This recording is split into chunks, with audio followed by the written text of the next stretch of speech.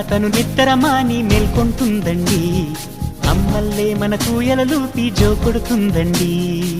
సెలవులు తనకు వద్దంటూ స్నేహితులను మనకందిస్తూ అందరి భారం మోసేస్తూ కోరిన తీరం చేరుస్తూ మతమూపుల మన భేదం తనకు లేదంటుందండి. మానవ జాతిని ఒకే తాటిపై నడిపిస్తుందండి.